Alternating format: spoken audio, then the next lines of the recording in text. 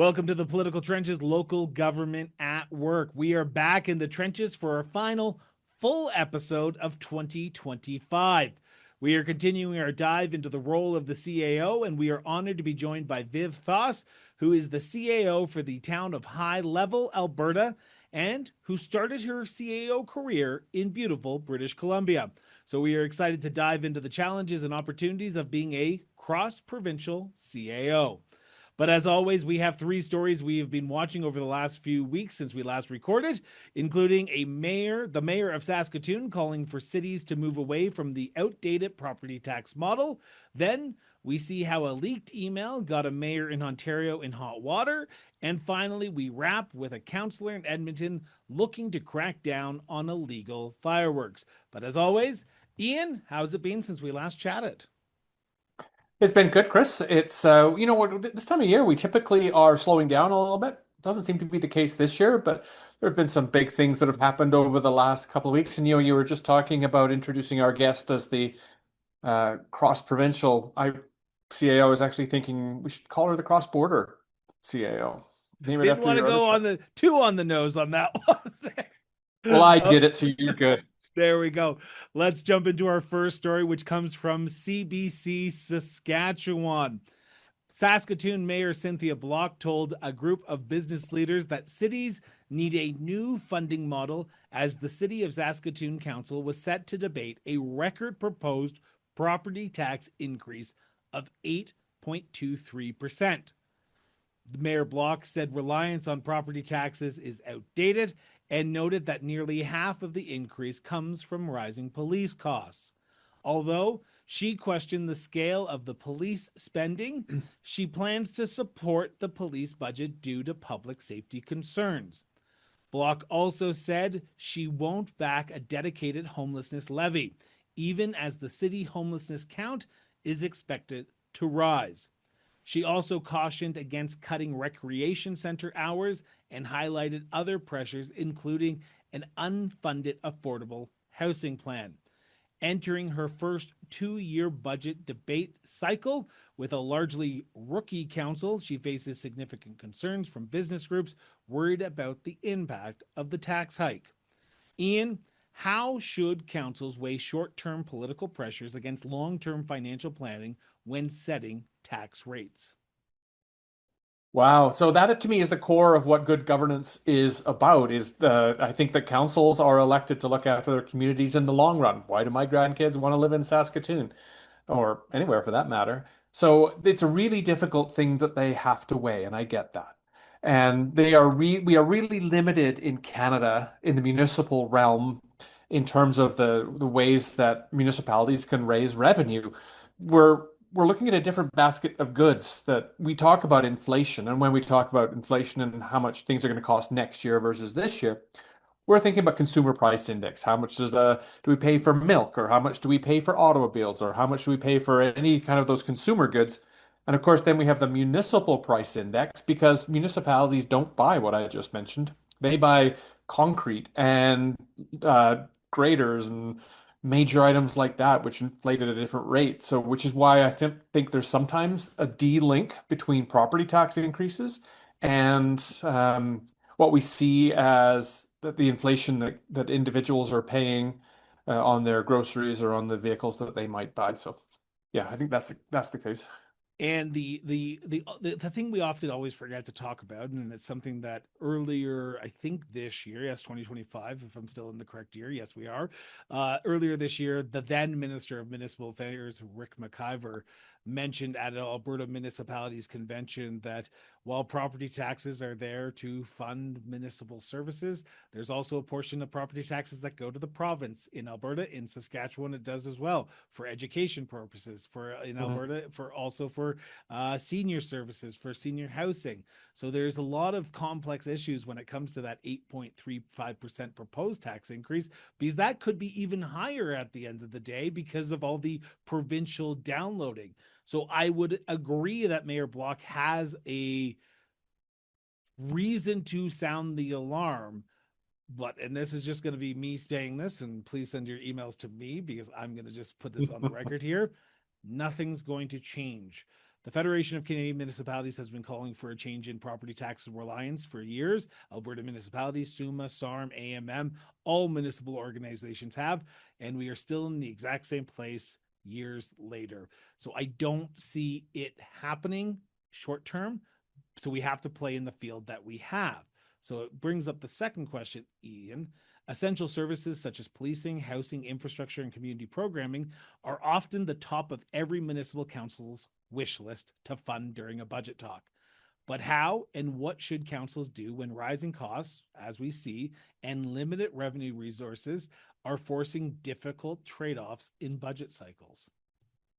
We're going to get to that a little bit later, I think, Chris, too, in how municipalities choose, or how councils choose to spend limited resources, and of course, they're providing facilities and other things which are of benefit or necessity for all or part of the community. So you mentioned at the top of the story how much, excuse me, how much policing was going to cost here. So that's a significant chunk, probably of any municipality's budget, and that is rising very rapidly. I will say that one of the biggest problems we've got, and the mayor pointed this out, is there are very limited sources of revenue that municipalities have. And that's some of the things that you've been mentioning that some of the associations have been pushing for change. They've got the property tax, which is the lion's share of revenue. They've got fees and charges, permits, the entry into rec centers, that sort of thing. And then they've got government transfers, grants that are provided for whatever. And then also sometimes grants in lieu, because typically provincial governments don't pay property taxes on their facilities in the municipality. So historically, they have provided a municipality with a grant to recognize that. Although some provinces have scaled back on paying that as well. So it's really put the municipalities in a tough spot. And historically, of course, we got to this place of property taxes because property is seen as a proxy for wealth. The more wealthy you are, the larger a house you can afford. It moved us away from taxes on the number of windows or the number of doors that used to be the case. So we are finding, though, as people age in larger communities, or sorry, larger houses, that we can easily be house rich and cash poor, which really is where push comes to shove when how affordable are changes in the property taxes, which gets us back to the different kinds of inflation as well. We are seeing the topic of property taxes not just being discussed here in Canada. We're also seeing it down in the States, with most recently Florida Governor Rick DeSantis talking about removing property taxes at whole and just getting rid of it because we shouldn't have to continuously pay for something on top of the mortgage that we already pay. So we are seeing the extreme opposite of potential funding around property taxes being removed. So it's the devil in the details. So right now we have the property taxes. We have to play within that sort of space that we have. I don't want to see us move into what the Florida governor is suggesting, but I've seen weirder things happen in Canada. Who knows? Yeah, so something the US has that we don't have, I'm not sure if it's everywhere, is municipalities can levy sales taxes, like a municipal sales tax, which means that one community, a, a gallon of milk, I suppose, if we're in the US, will cost a different amount in one community than it would in the other community.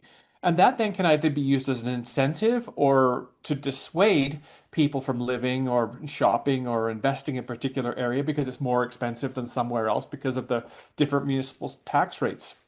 These dedicated levies, which is essentially what these sort of things are, can be used for specific purposes. We see that in the States. We see that here too, where we want to have a portion of the tax, the property tax, dedicated to something, buying a new fire truck or updating municipal buildings or something. When we have those dedicated levies, good as those purposes are, those will hobble future councils when either whatever the levy is required for is no longer required, or when there's a higher priority item that is required. So, I mean, no matter where we get this, there's no perfect system for raising revenue for keeping our municipalities functioning and growing. I assume if we flash forward to 2020, the end of 2026, we'd be having this exact same conversation. So we will see. Let's turn to our second story, that which comes from Insaga. Scugog Mayor Wilma Watton sparked controversy after allegedly telling a resident at a pop-up meeting that the Port Perry Fairgrounds, quote, must be sold, end quote. She later clarified that the township's ongoing public visioning exercise, quote, may include the eventual sale, end quote, of the historic site, emphasizing that community input is crucial to it. Now, the fairgrounds, a designated township park and home to the Port Perry Fair since 1886, has been leased to the Port Perry Agricultural Society, which maintains the grounds using fair proceeds, while the township contributes no funds. The comments fueled community fears that the township may already be leaning towards selling the property to developers. Locals have stated that residents should have the final say in this decision.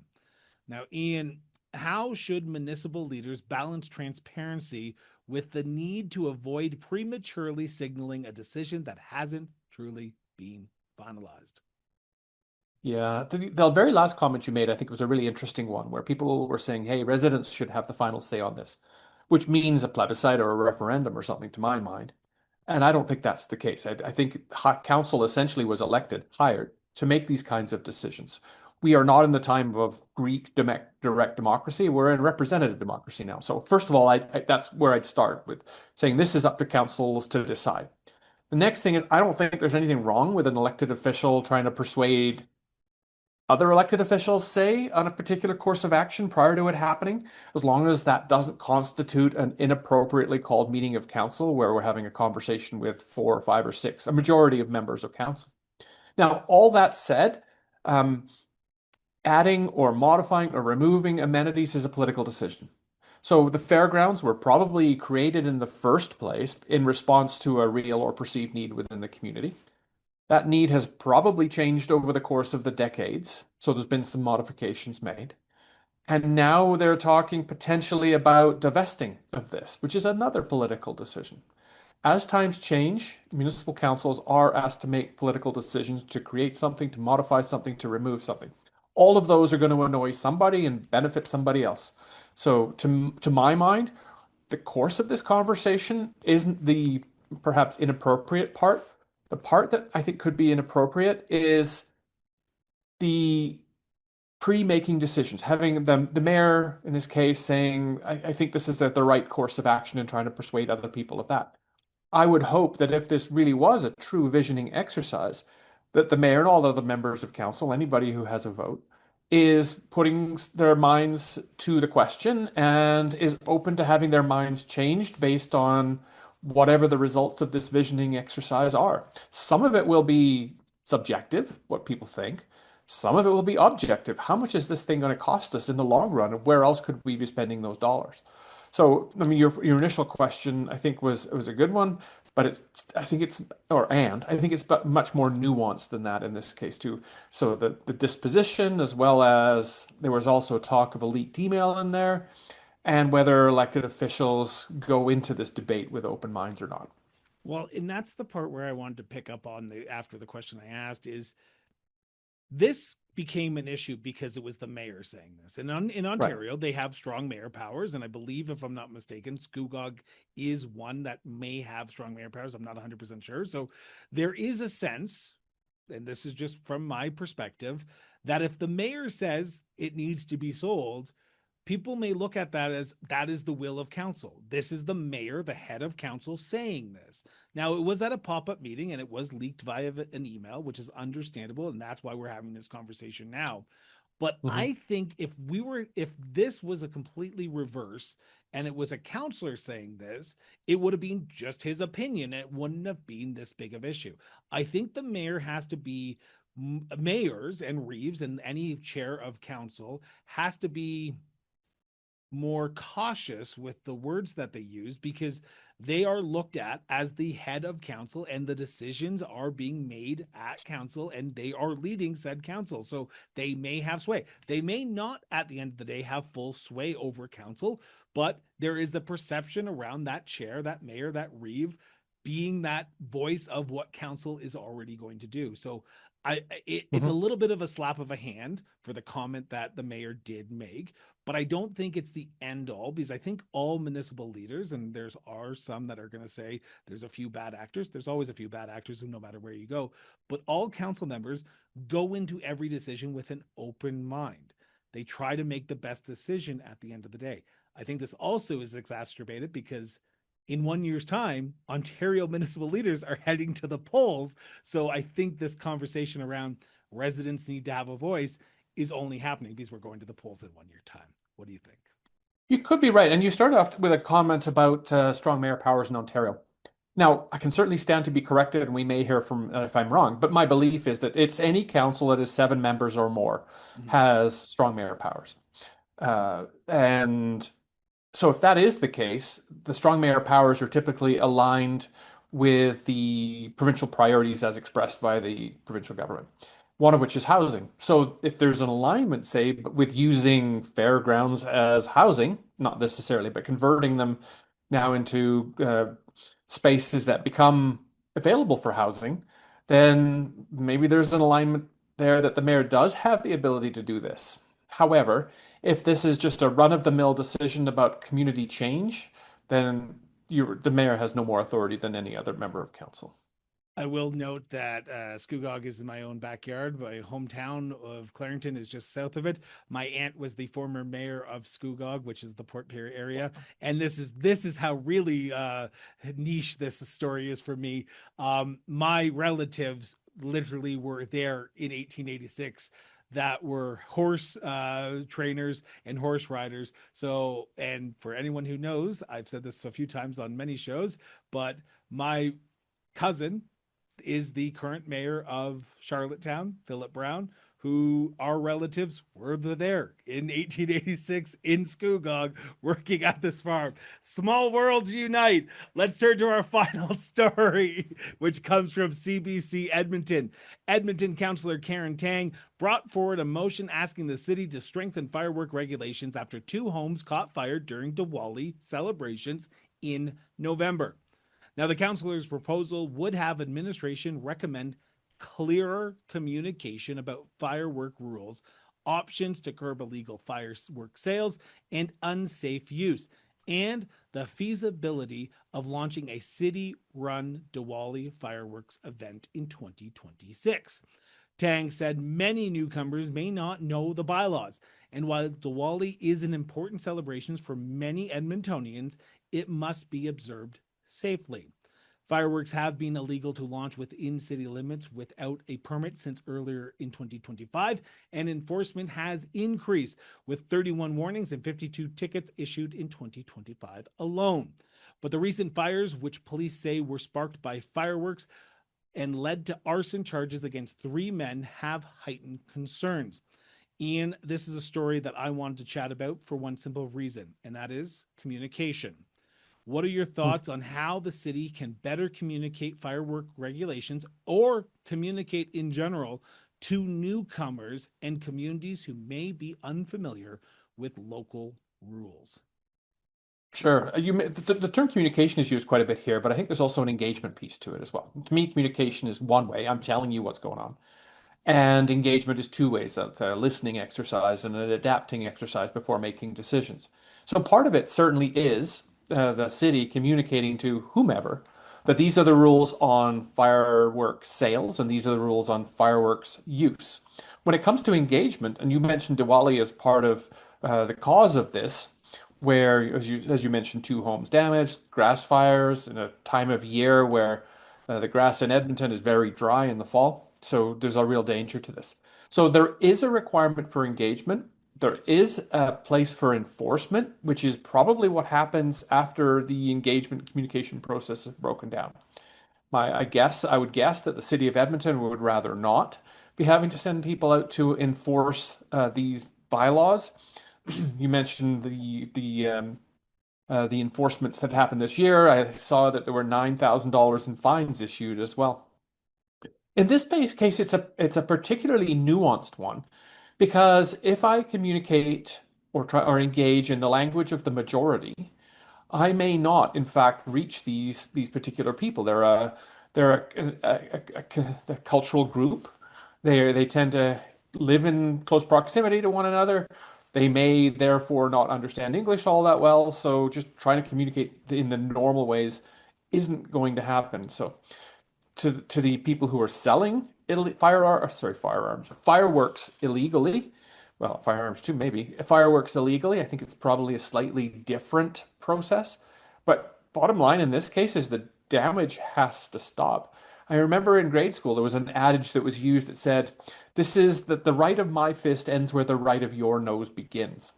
You and I choose to live in community. I would expect that you respect the barrier or the place where your rights are overtaken by mine, where my personal well-being, the enjoyment of my property, my personal health, and all those sort of things are respected. So it does come down to communication, but I think it's a lot more nuanced on that when we're talking about whose rights prevail.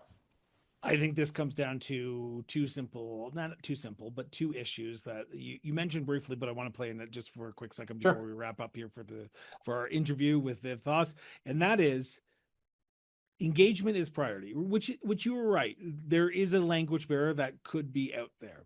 But this is the point in time when municipal leaders, councillors, mayors need to start reaching out to these cultural organizations because they're there to be that conduit between the newcomers to Canada or even people new to even the community. Because I can tell you, when I moved to Calgary, I didn't know what the quiet hours were, so I had to do a lot of research.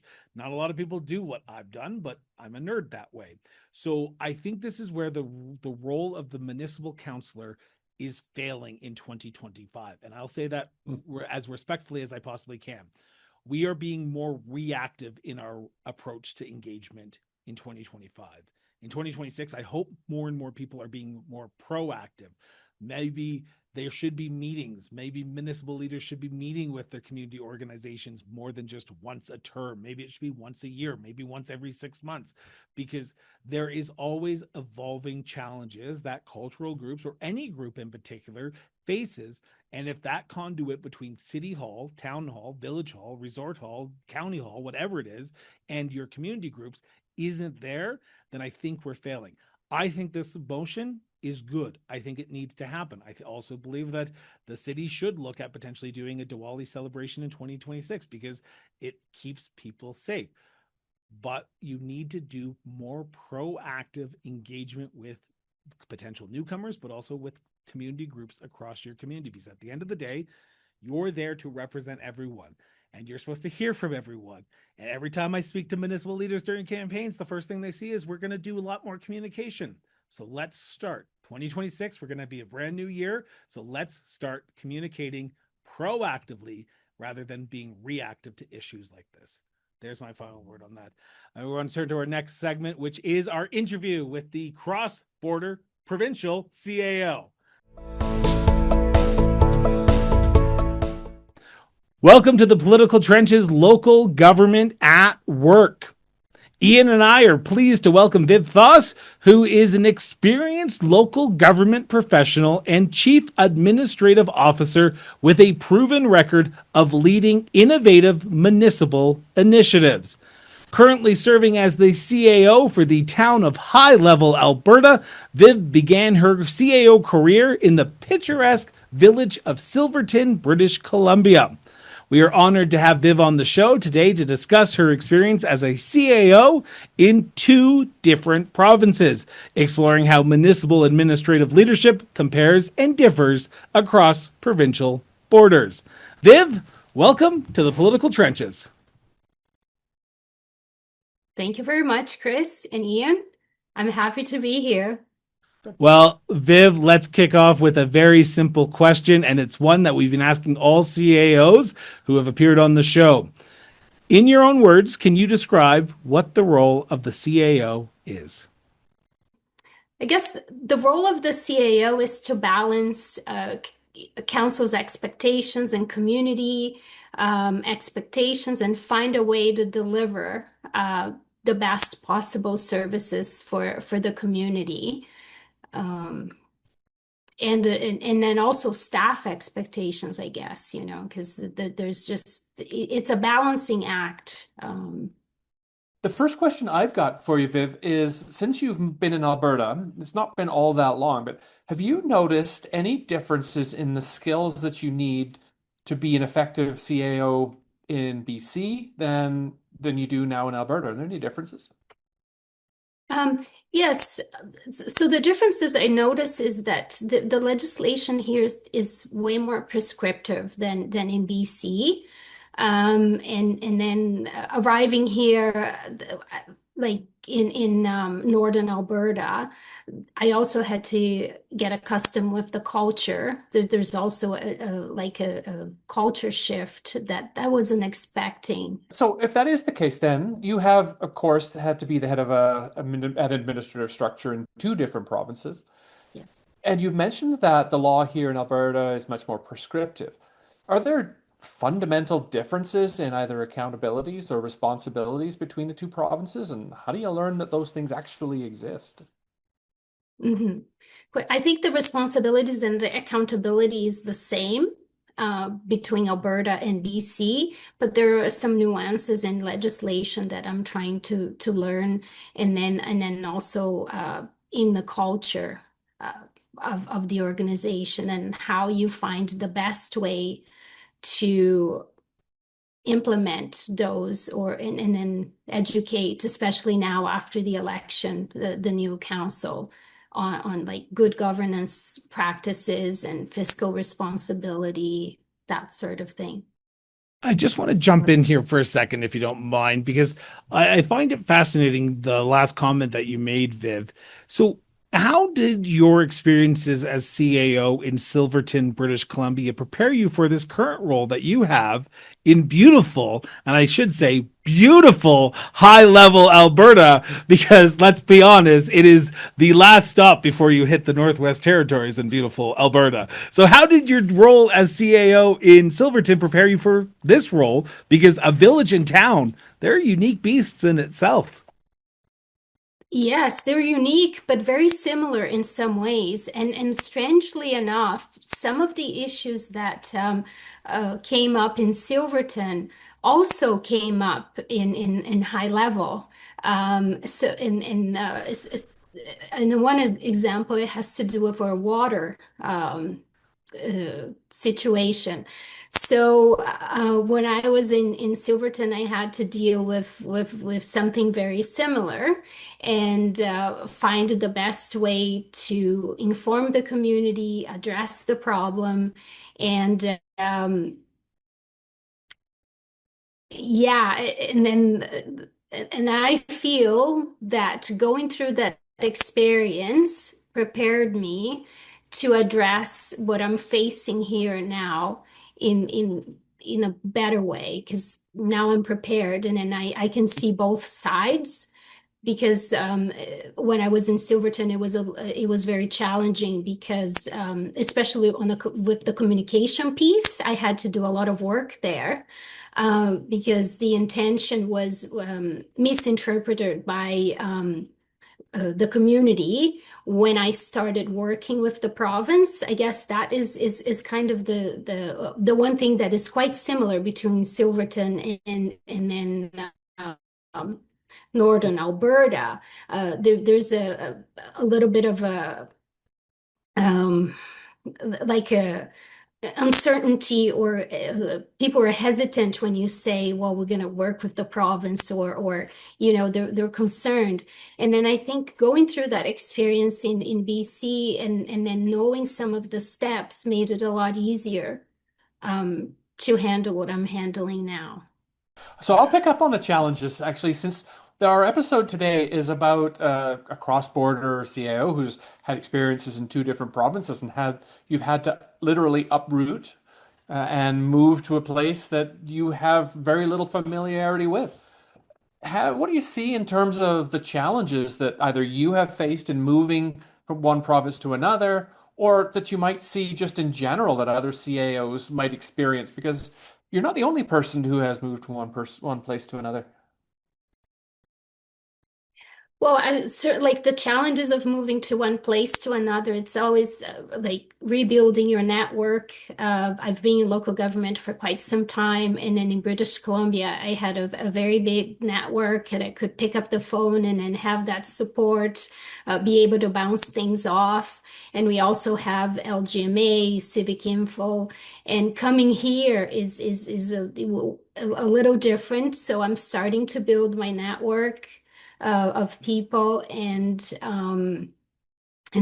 yeah, I'm looking forward to be at the same place I was in BC, because that definitely makes a difference. Primarily, you've been talking about people. Are there organizations that you think it's really useful to connect with as you move to a new province, as well as in connecting with individuals?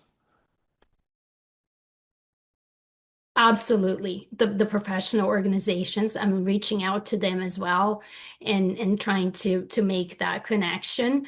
And also the national ones. And I unfortunately, since I arrived here, I haven't had too much time to reach out to them and then do more. I'm hoping that as I address some issues, I will have more time to do that. But that's also invaluable. You've worked in a variety of places, so you've had to work with different teams, and specifically the staff teams. How do you gain the confidence or the trust of a staff group when you first come into an organization? Mhm. I deeply care about people, Ian, and getting to know them on a deeper level, and then as human beings. And that's usually how I approach them when I get into a place. I want to get to know them, what's important to them, and then that's how we start off. And then that has served me well over the years in all the organizations I've been to. I have one last question for you, and that is something perhaps unique to the chief executive officer of a large organization like a town. And that is, how do you maintain some sort of work-life balance? I've heard a lot of CIOs say how many hours they spend working on municipal business versus the things that they actually do to make their lives enjoyable. So, how do you maintain the work-life balance? And how do you model that for your colleagues? Because they're probably following along with you as well. Mhm. I need to get better at that, Ian. I will be the first one to admit that right now I do not have a good work-life Mhm. balance, but I have been talking to my senior management team and the staff, how once we fill some of our vacant positions that we need to do that. I have a lot of staff with young families. And so the way I want to model this is to continue to do the things that I love to do. I love to travel. I'm a scuba diver. My claim to fame is diving with sharks, 40 sharks of different species. And yeah, so I think I just want to inspire them to do the things that they love, and then that fill their souls. But I want to jump in if you don't mind. I have a few questions myself, and I want to talk about the one piece of legislation that every municipal organ, every province has, and it is the one that is the overarching rules and responsibilities of municipalities, and it is the quote unquote Bible, the Municipal Government Act. Now, it is the most important document for any council and administration to read, review, and understand. Now, how different are those two pieces of legislation in BC and in Alberta? And for myself, I get confused and I speak to municipal leaders on a regular basis from different provinces and trying to remember all this.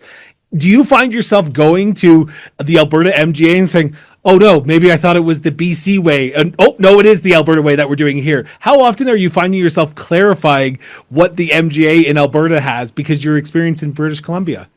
Yeah, so in British Columbia, we have the Community Charter and the Local Government Act, right? So we refer to both. And the first thing I did here was to purchase a copy of the MGA that I have right beside my desk. And then when in doubt, I go and take a look. But the principles for most things are the same. It's just like I was saying earlier, what I found is that is more prescriptive here. So when you look at a certain piece of legislation, then there's, a little more than you would see at the community charter or the local government act. And I also, when in doubt, I do consult with some of my mentors just to make sure, right? Well, just on that note alone, how big of a difference is the regulations around municipal government in the two different provinces? Because I can imagine, and Ian and I, we live in Alberta. We have literally been in Alberta most of my municipal life and his municipal life as well. So we think Alberta is quote unquote normal for municipal government. But when I look at different municipal jurisdictions, whether it be BC, New Brunswick, there's so many rarities and oddities that I go, oh, I didn't realize they do it that way. Was there something that you went, oh, Alberta does that when you came here first off? I can't think of anything right now, but Chris, what's normal? Like Touche, Viv, touche. So then I want to pick that. Go ahead. No, go on. I was going to say, with the role of CAO in high level now being your career, you've been there for, I believe, 1.5 years, 2 years, if I'm not mistaken. I think you got hired in 2022. No, I've been here for a little over a year. I started in high level at the end of October 2024. Okay. Okay. So in that year time, how have you grown professionally as a CAO? Oh, I think quite a bit. I mean, you probably won't believe when you see me like 5 foot nothing. But professionally, I had to learn a lot about every like department, especially municipal finance. We haven't had a director of finance for over a year now, and I've had to step in and work very closely with our financial analyst to do some very tricky work, because shortly after I started, it came to light that the town was not in compliance with financial reporting for several years. So, and then that I had to jump in, act fast to bring us into compliance. And so I can say that when it comes to municipal finance, I've learned quite a bit. And then also my planning and development director position is vacant, so I've been filling in there as well and keeping development going, all the applications coming through, working with a consultant, and yeah, so I'm learning quite a bit. The regional collaboration seems to be a big topic of discussion right now in the province of Alberta. And now in BC, you have something called regional districts, which we could spend about 3 episodes trying to explain that to even myself, because I still don't know what it means. But it is a very different structure here. When you came here and looked at the regional approach, because the town of High Level is surrounded by Mackenzie County, you work alongside Rainbow Lake, you have 3 big entities that you work alongside. When it comes to that collaboration approach, is it different, or do you find yourself working in collaboration just like how you would have worked as CAO in Silverton with the surrounding community? And you're going to tell me what that is, because there was way too many in BC and I cannot remember what is surrounding by Silverton. Yes. So Chris, I'm a big proponent of collaboration. And then as you mentioned earlier, I like to make friends where I go and connections. So the first thing I did in Silverton and in High Level when I arrived was to phone all the CAOs from the neighboring municipalities and the county, and then in BC, the regional district, and then starting the conversation of how we could, collaborate. And then the one thing in Alberta, you have that in legislation that encourages regional collaboration. And in BC, we don't have that yet, I guess. And so one of the first calls I made, and then one of the first people I met was the CAO of the county when I arrived here. Now, you've successfully made a career out of being a chief administrative officer in not only one province, but two, in British Columbia and in Alberta. Now, there may be people listening to this or watching this at a future date that says, how do I make that transition? How do I go from New Brunswick to Ontario, from Northwest Territories to Manitoba, from Saskatchewan to British Columbia? What advice would you give a CAO who is looking to do what you did when you went from Silverton to high level? Yeah, so the advice I would give is to be positive, curious, try to learn as much as you can about the staff, the people, the region. In my case, it was easier because I've always wanted to explore the North. It was on my bucket list, so I just had that drive. So I think, when people are thinking about moving to a different province, there's going to be some kind of interest there, but just, expand beyond that and then try to learn as much as you can and have fun. Well, Viv, I want to thank you from both myself and Ian for sitting down with us in the political trenches today. It was an honest goodness pleasure for your first interview. I think you did fantastic, and I'm so honored that you spent time with Ian and I chatting about being a cross-provincial, cross-border CAO. So thank you so much, Viv, from the bottom of our hearts. Oh, thank you for having me and for your kind words. Our full interview with Viv will be airing next Wednesday. We'll be right back after this quick message. In the heart of every thriving community lies a well-crafted strategic plan. But crafting such a plan requires expertise, experience, and a deep understanding of local needs. Enter Strategic Steps, your partner in municipal strategic planning. Strategic Steps' team of experts have years of experience in municipal administration. At Strategic Steps, they just don't develop plans. They co-create homegrown strategies tailored to your unique community. They listen, they collaborate, they empower your community to thrive. Contact Strategic Steps today and take the first step towards a brighter future for your municipality. Call Strategic Steps at 780-416-9255 or visit strategicsteps.ca to get started. Well, Ian, another great episode, another great interview, our final full episode of 2025. We do have, before I throw it over to you, I should mention that we do have our 2025 year in review episode coming up in 2 weeks' time. So you do not want to miss that, where Ian and I will be breaking down the stories that you sent us in November of 2025. So Ian, looking at today's episode, looking at the last 12 months, how do you feel like the political trenches went this year? So I really enjoyed this arc of the story on the CAO because we've covered the country, we've covered a variety of different styles and types and situations.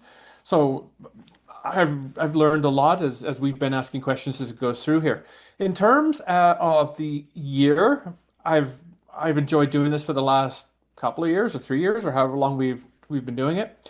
3 years, hey. So it's I'm looking forward to next year as well, and yeah, we'll look. I always enjoy the year-end wrap-up, and so we'll look forward to that in a couple of weeks too. Well, I can tell you, for those who have submitted, your comments and your questions and your stories that you have been watching are very diverse, and I'm going to be sending them to Ian literally after the recording today and after the episode airs, so that way you have more time to submit your comments about how you looked at municipal government, local government in 2025, and we will be back in 2 weeks' time in the political trenches, wrapping up the year that was a big one for municipalities. Ian, always a pleasure to sit down with you in the trenches. Indeed, you too, Chris.